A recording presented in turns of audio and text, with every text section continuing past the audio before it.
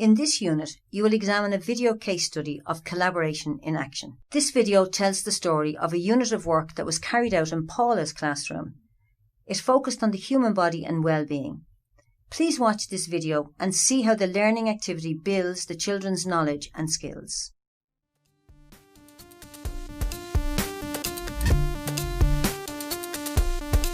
This video is a synopsis of a unit of work which was carried out by Paula and 2 other teachers in a multi-grade classroom setting in Finland. The 3 teachers worked with 35 children who were in 1st and 2nd grade and were aged 7 to 9 years old. The unit of work is entitled Studying the Human Being. In groups of 3 to 5, the children were tasked with designing and creating a presentation and an action task on a particular aspect of the human body, which they then would present at a learning fair. The human body is a strand in the national curriculum in Finland and focuses on aspects of the human body such as body parts, the different stages of life, childhood, youth, adulthood and old age, nutrition and hygiene, exercise and rest, bones and muscles, digestion, breathing and blood circulation, and brains and the senses. Each group focused on one of these areas.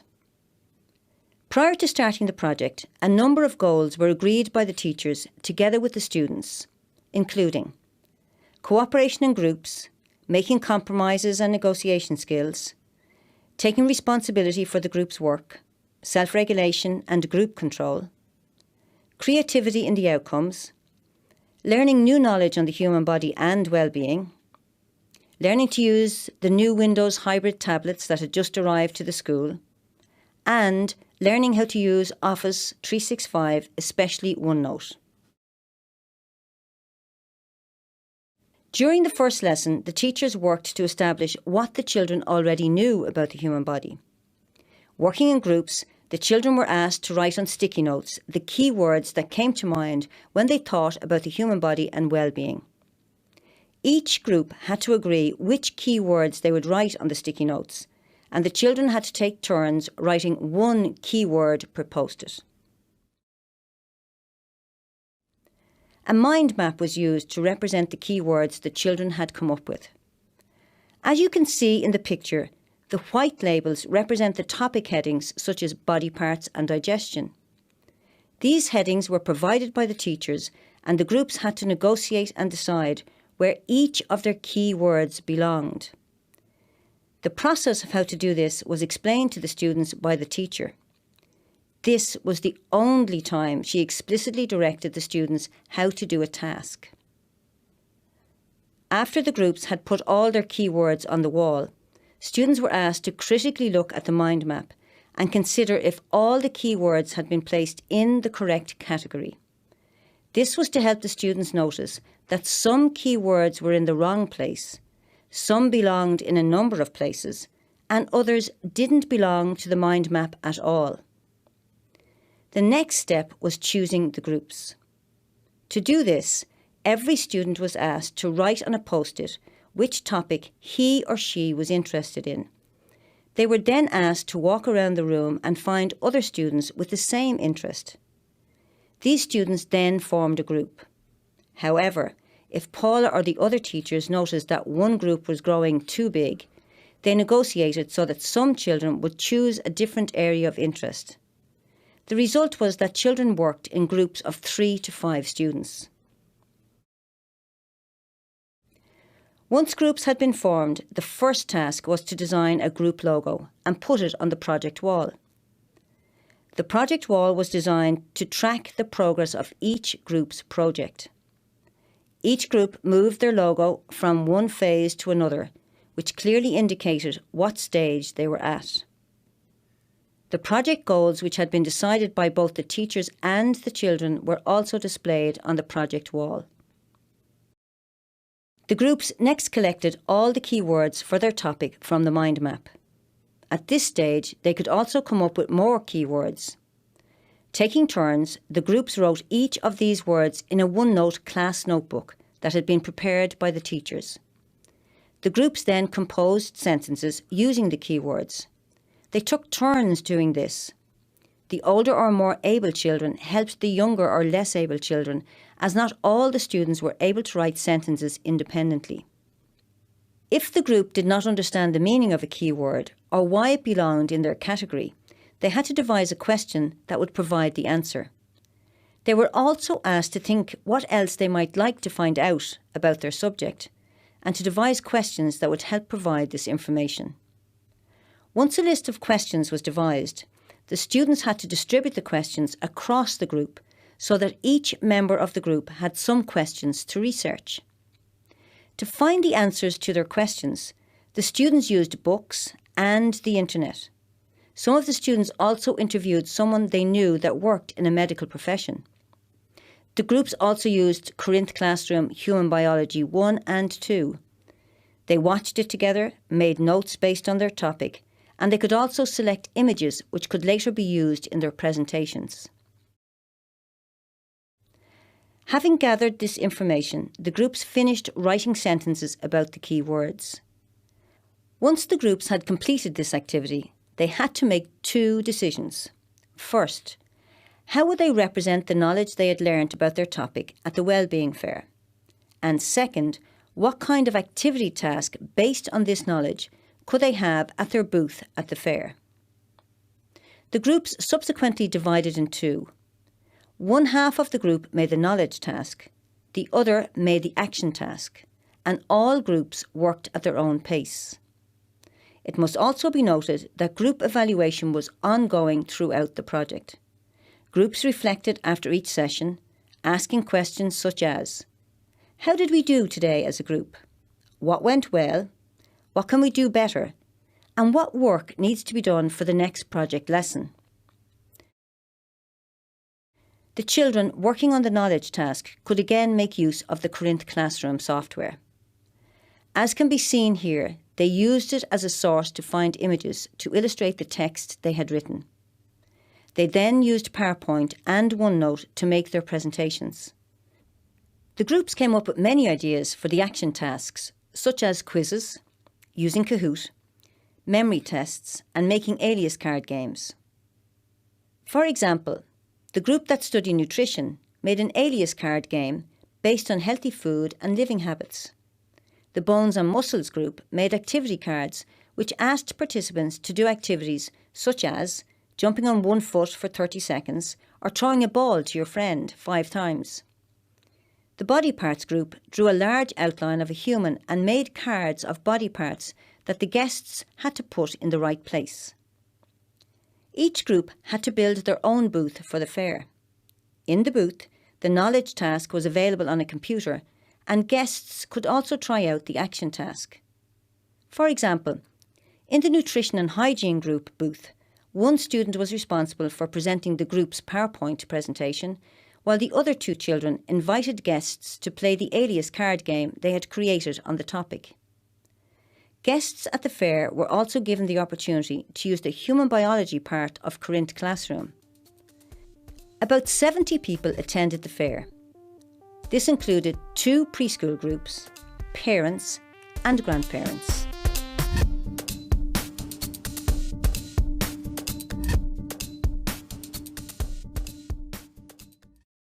Please watch the video again and make note where you see evidence of collaboration.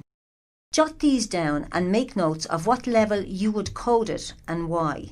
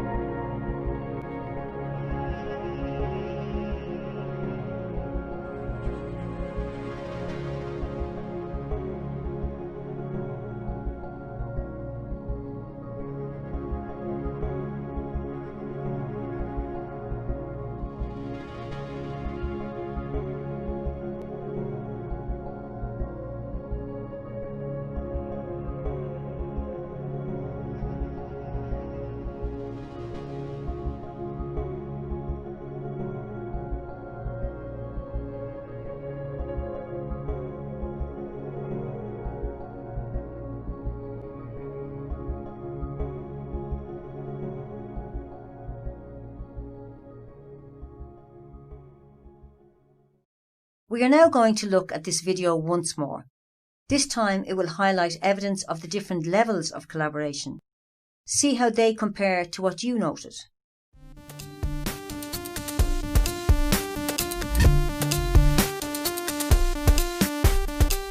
In the previous video, you were presented with a synopsis of how Paula and 2 other teachers in a first grade classroom in Finland carried out a unit of work entitled Studying the Human Being. In groups of 3 to 5, the children were tasked with designing and creating a presentation and an action task on a particular aspect of the human body, which they would present at a learning fair in the school. This video is also based on this unit of work, but it examines how the students in Paula's classroom are working with others and what is the quality of that collaboration. Just to remind you, when examining a unit of work for collaboration, the following questions are asked. Are the students required to work in pairs or groups? Do students have shared responsibility? Do students make substantive decisions together? And is the students' work interdependent?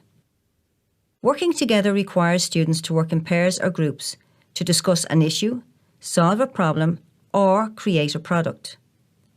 Throughout this unit of work, the children were required to work in groups.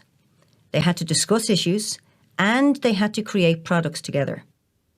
For example, as part of the first lesson, the children were required to work in groups and discuss the key words that came to mind when they thought about the human body and well-being. Each group had to agree which key words they would write on a set of sticky notes. The children were later regrouped into groups of 3 to 5. Each of these groups had to work together to plan, research, and represent knowledge about their topic at the learning fair. They also had to plan and create an activity task based on this topic.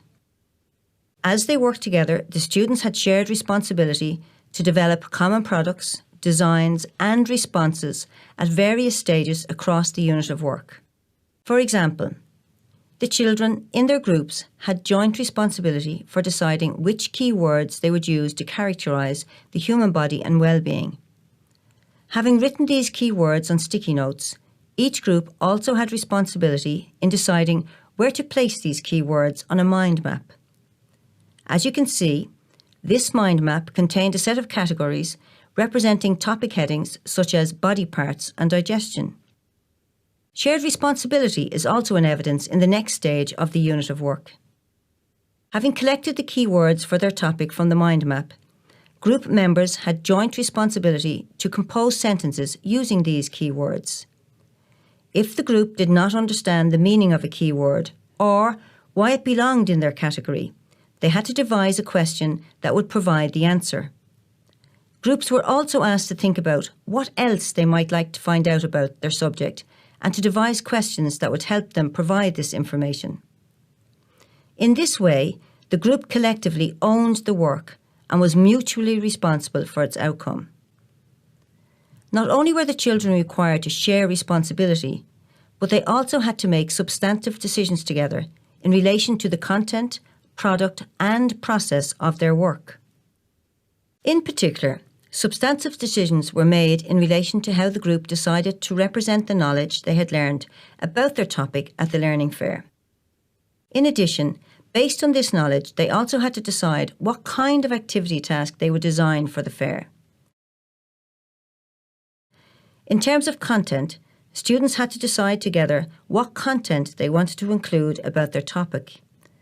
Although they were given a set of key words relating to their topic, they were also asked to think and research what else they might like to include about this topic. They also had to decide how they would represent the knowledge they had learnt at the fair. Similarly, substantive decisions were made by the groups in terms of the action task or product they produced. They had to decide together what action tasks they would create based on their topic. The groups came up with a wide range of action tasks, including quizzes, using Kahoot, memory tests, and making alias card games. Finally, the students made a number of decisions that shaped the process of their work throughout the project. Students continuously planned what each group member would do. For example, the research questions were distributed across the group so that each member of the group had some questions to research. Equally, when preparing for the learning fair, the groups subdivided so that half the group created the knowledge task and the other half created the action task. As well as deciding on the responsibilities of group members, the group also evaluated and reflected after each session, noting what work needed to be done for the next session. Finally, the children's work was interdependent, as it was necessary for all group members to participate in order for the group to succeed. Two clear examples of interdependent work are as follows. First, in order to create the knowledge task or presentation, group members individually composed sentences based on each of the key words. These sentences were used to make a presentation on the topic using OneNote or PowerPoint.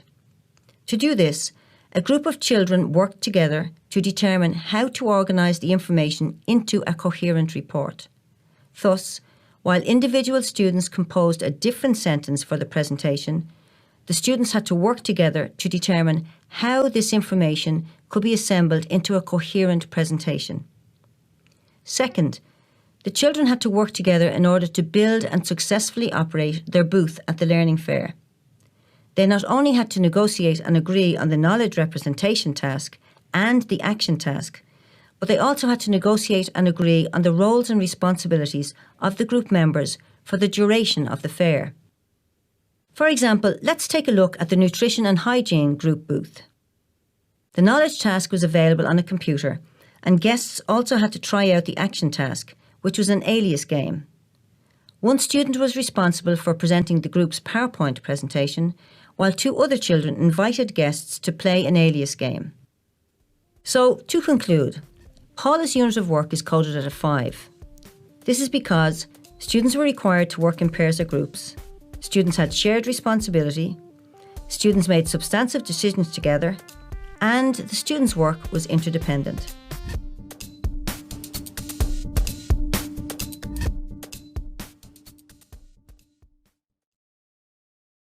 In this lesson, we have seen collaboration in action. In the next lesson, we will explore collaboration in action in your classroom.